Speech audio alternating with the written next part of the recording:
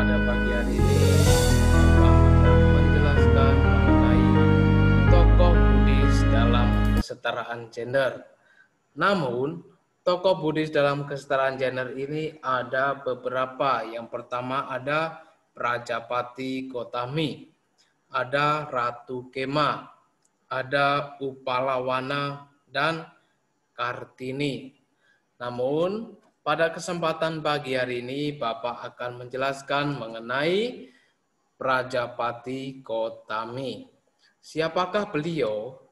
Siapakah Prajapati Gotami itu? Mahaprajapati Gotami adalah bhikkhuni pertama yang diupasampada oleh bhikkhu. Beliau adalah putra Raja Supabuddha dari kerajaan Kolya. Ketika Dewi Mahamaya meninggal, Dewi Mahaprajapati ini menjadi ibu tiri Pangeran Siddhartha atau istri dari Raja Suddhodana. Beliau yang selalu merawat dan membesarkan Pangeran Siddhartha hingga pergi meninggalkan istana.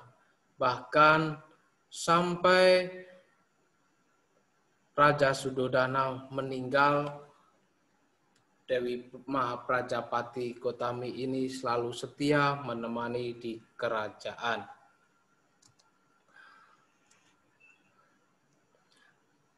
Setelah Pangeran Siddhartha mencapai penerangan sempurna, banyak pangeran kerajaan Kolya yang menjadi bhikkhu yang diupasampada oleh Sang Buddha atau para murid-murid yang lain. Mereka meninggalkan kehidupan berumah tangga dan menyebabkan para istri-istri ini menjadi seorang janda. Padahal tidak sedikit di antaranya yang mempunyai istri lebih dari satu. Bahkan para pangeran ini mempunyai 2 sampai 5 seorang permaisuri atau seorang istri. Dan pangeran ini malah meninggalkan para istrinya demi menjadi seorang bhikkhu. Setelah Raja Suddhodana meninggal, Mahaprajapati Gotami mengajak para wanita, para permaisuri yang tinggal di kerajaan-kerajaan untuk bertemu Sang Buddha. Apa yang dilakukan oleh Mahaprajapati Gotami yang ketika bertemu dengan Sang Buddha di Wihara Nigrodhama di kota Kapilawastu.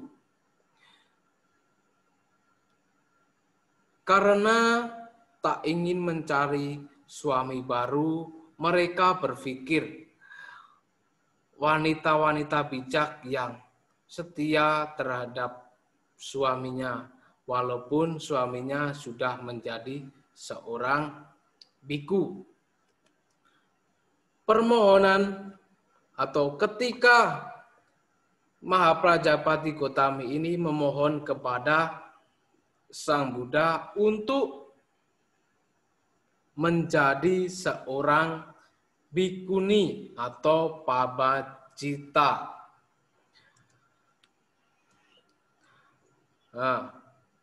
Menjadi seorang pabajita itu di Kapilawastu.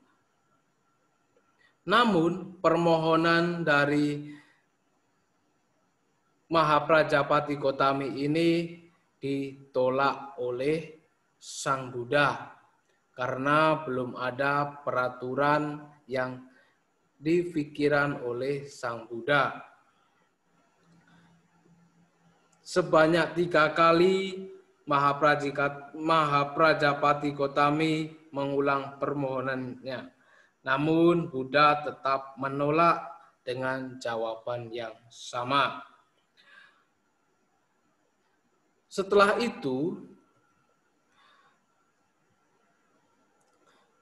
Buddha meninggalkan Kapilawastu menuju kota Wesali. Ternyata Putri Prajapati Gotami mengikutinya dan melaporkan bahwa Prajapati Gotami telah mencukur rambutnya hingga gundul. Tidak habis pikir karena ingin menjadi seorang bikuni, ingin diupasampada oleh Sang Buddha.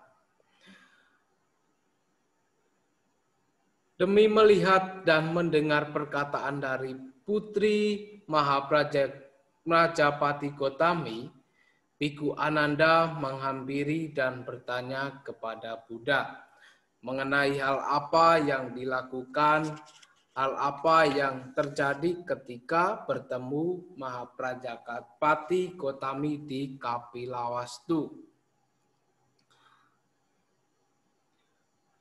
Dengan tersebut bahwa Mahaprajapati Gotami ini ingin menjadi seorang bikuni. Namun Buddha menolaknya. Dengan penjelasan tersebut, Biku Ananda juga memohon kepada Sang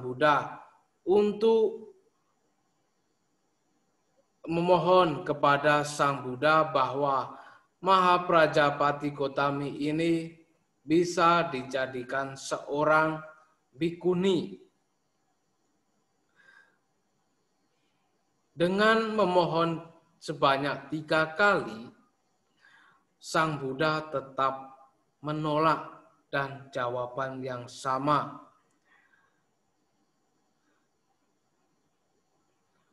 Terus Biku Ananda berpikir dan bagaimana caranya supaya Sang Buddha bisa mengizinkan Mahaprajapati Gotami atau bisa diupasampada oleh Sang Buddha.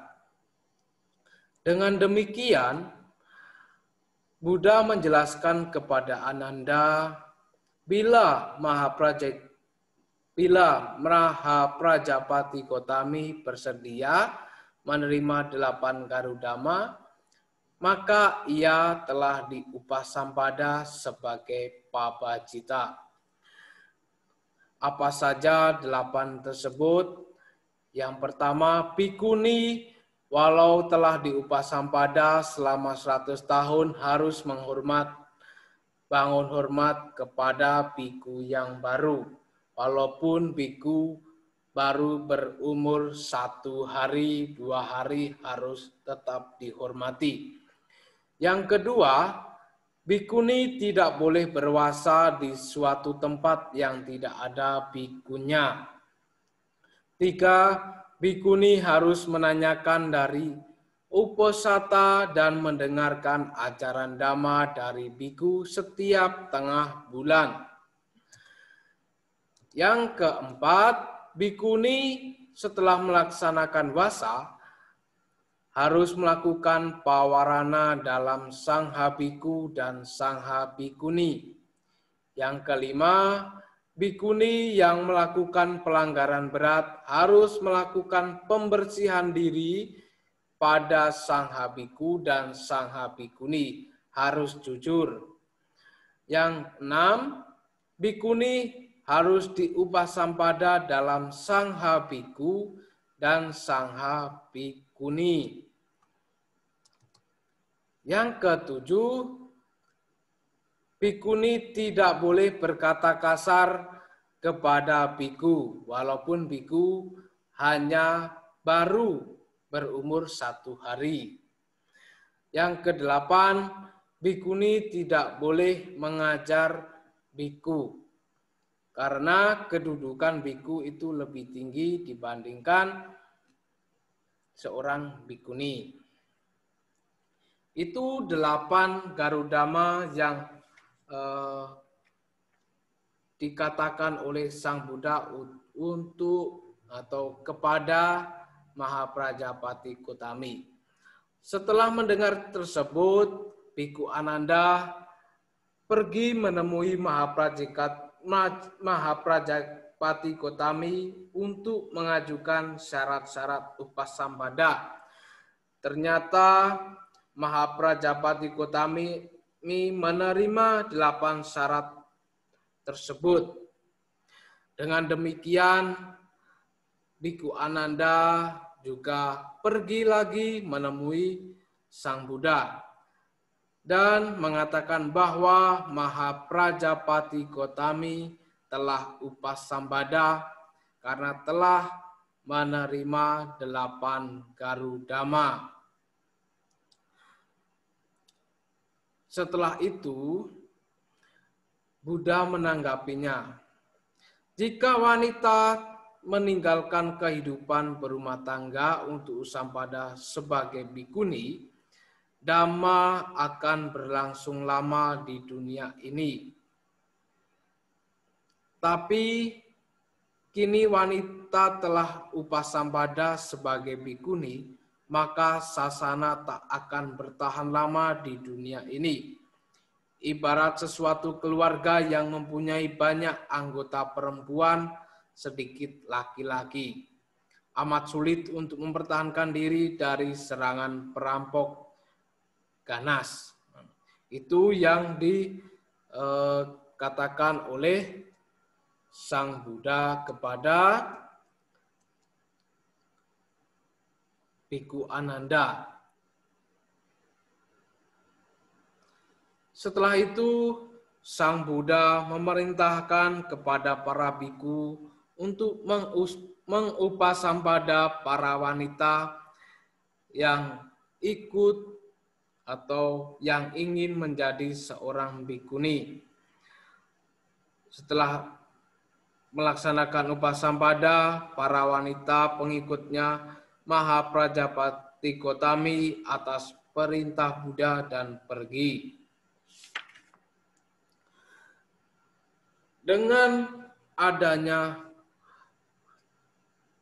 mengupasambada para wanita-wanita lain dan menjadi seorang bhikkhu, terbentuknya Sangha Bhikkhuni yang dipimpin oleh Bhikkhuni Mahaprajapati Gotami dan harus mematuhi 8 Garudama.